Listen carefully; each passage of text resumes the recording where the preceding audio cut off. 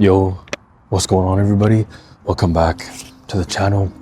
Hope everyone's doing well. And welcome to day 65 of reading 101 essays that will change the way you think.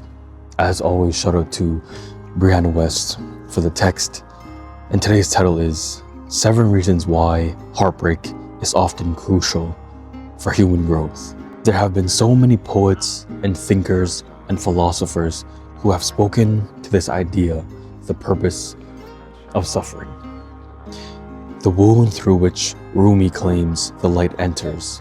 The beautiful people Elizabeth Kubler-Ross says had to know defeat and suffering and struggle to know appreciation and sensitivity and understanding. The pain Khalil Gibran believes sears the most incredible characters' hearts. The suffering through which Fyodor Dostoevsky claims a large intelligence and deep heart can be born. The people C. Joybell sees as stars, dying until they realize they are collapsing into supernovas. To become more beautiful than ever, heartbreak may not be responsible for fundamental biological human growth, but rather the kind that we also know in our minds and of our hearts and throughout our souls. If the philosophers couldn't speak to it well enough, surely you've experienced something of the same strain in your own life. The pain that was crucial to the process, the things that were lost to prepare for those that would be gained, the excruciating experiences that made you who you are now. It's a phenomenon so many people talk about, but most can never quite define. The catalyst that breaks you open, the rock bottom on which you build the rest of your beautiful life. The suffering that was somehow so crucial, you're grateful for it. When all is said and done, the human equivalent of metamorphosis, the darkness against which we can finally see light. It's my belief that if we could understand why our pain is necessary, we could bear it with more grace, or at least learn to listen to it before it forces us to. Here, the 7 reasons why heartbreak is often necessary for human growth. Before we get into these points, I just wanted to share a little bit about what I went through with heartbreak. And this was a romantic heartbreak in my life. I had to go through this heartbreak in order to become the person that I am today, because without it, I could see myself still living that same lifestyle, that brought me no true purpose. And a big reason why my life changed, why I did a whole 180 flip of my personality, what I valued, what I did with my time, my hobbies, even my friends, all of it. I had to change, and it was because of heartbreak. And without it, I don't know where I would be now, and that's why I'm grateful for that situation. Number 1, suffering is only necessary until we realize it isn't. But it usually takes something to make us realize that. Pain and suffering are not the same thing. I'm sure you've heard this before. We love pain. We make the same expression during an orgasm as we do while being tortured. Crying is cathartic. The psychological sensation of pain ultimately keeps us alive. It's suffering that we don't like. Suffering is a resistance to pain, and it's in resistance that we suffer. We don't choose what pains us, and that's a good thing. We do choose what we suffer for, and that's even better. It was always only of our own volition. Suffering is only necessary until we realize it isn't. Number 2, human beings think they are seeking happiness, but they are seeking comfort and familiarity above all else. People are incapable of predicting what will make them happy. This is because all we know is what we've known. Our culture, however, is big on planning for the future, choosing our happiness and chasing it. In an effort to do this, we just choose something we knew from the past, even when, objectively, it wasn't happiness at all. It was something we desire more. Comfort. Until our loyalty to our comfort zones become too uncomfortable to bear, we won't be forced to seek something genuinely greater than whatever it is we once thought was best.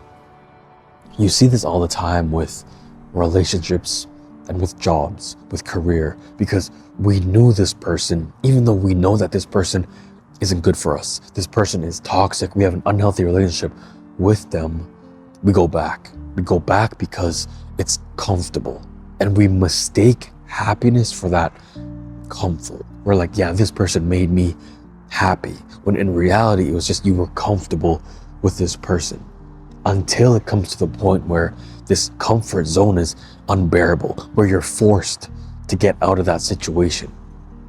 And it's like with your job too. You don't want to leave your job because it's comfortable. You're making a decent amount of money, you know the routine, you know the ropes. You don't want to learn something new. You don't want to have that uncertainty of quitting your job and not knowing what's next. Number 3, suffering teaches us that trying to change the external world to be happy is like trying to change the projection on the screen rather than the projector that's playing it. Byron Katie speaks to this beautifully. Once we realize where the lint is, we can clear the lens itself. This is the end of suffering and the beginning of a little joy in paradise. She is referring, of course, to our minds and the fact that we don't realize to turn inward until we dig ourselves deep enough into a dark hole of trying to change what's outward. Your mind is the lens through which you perceive the world. You must adjust its focus to change your life, not the opposite way around. We need to change, not the things around us, not the people around us, but us. We have to change the way that we look at things or perspective on things. It always starts internally. Internal change then creates external change. Number 4, often suffering comes to us in the form of a breakdown, which is really just a breakthrough that we haven't seen the other side of yet. Through learning that oftentimes, we don't know what's best for us, and yet somehow our subconscious, instinctive selves do. I'm not claiming to know that there's necessarily a divine intervention responsible, but I am claiming to know that many times, even in my own life, I somehow knew what it was time to break my own heart for the sake of something greater, even though I didn't know what that greater thing was at the time. A lot of the time you need to let go of certain things. You need to have that breakdown or that loss of something, because in order for things to fall into place, they have to fall apart first. Things have to fall in order to fall into place. Sometimes you need that breakdown in order to have that breakthrough. That heartbreak of yours is that teacher, because you couldn't have entered that season of your life with the habits that you currently have. You're a very self-destructive person, and the place that you need to be in your life, you have to let go of that trait, that quality of yourself. Number 5, a capacity to feel joy must be balanced by a capacity to know pain. Our world is born of and exists because of duality. This is a fundament of our natural world, but it's also important to see in our own lives. The truth is that the greater capacity you have for darkness is as much contrast through which you can see light.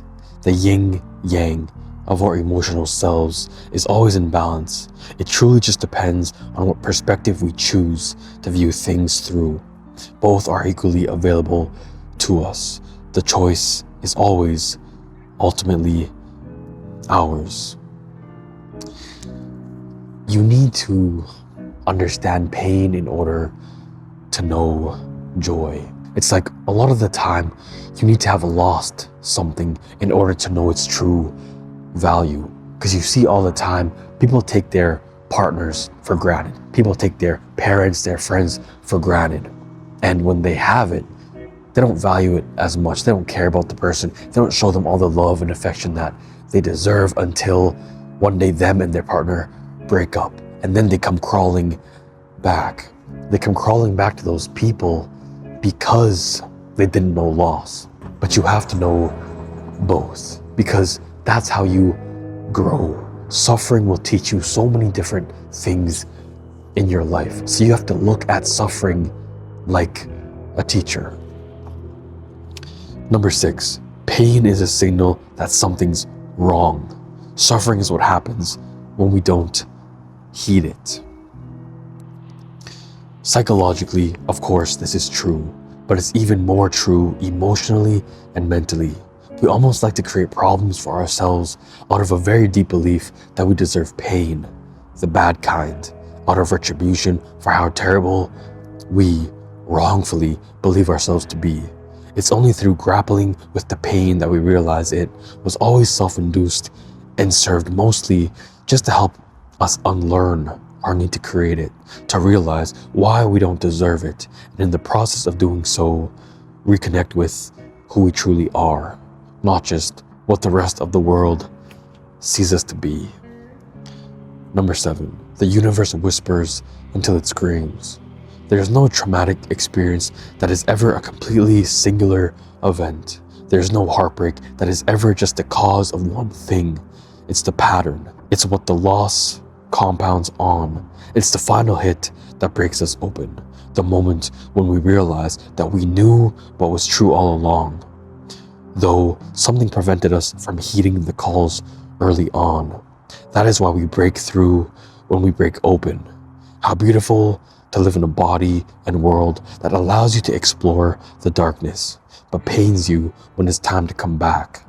How wild that nobody tells us about this until we're in it, or already almost too far gone.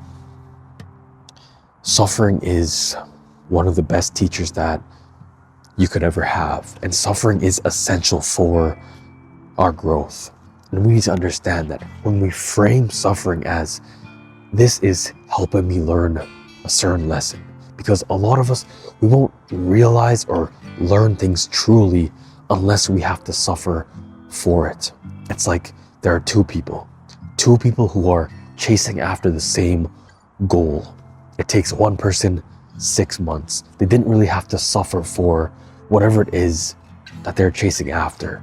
It was easy success. You could say 2 people both opened up a restaurant. They put around the same amount of hours in, the same amount of work, yet the person with 6 months, they don't truly understand and learn the value of patience, perseverance, hardship. While this other person, it took them 5 years. It took this person 5 years for their business to succeed, for their restaurant to succeed. And now they understand the true meaning of patience, the true meaning of having faith in themselves. Because now they're like, I can bet on myself.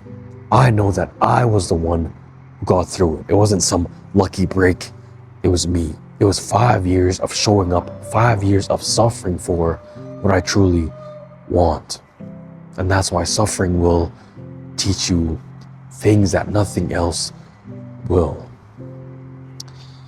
So tomorrow's title is Why We Hold On Tightest to the Things That Aren't Meant for Us. So I hope everyone enjoyed this video. Hope you have a great rest of your night. And I'll see you tomorrow for day 66.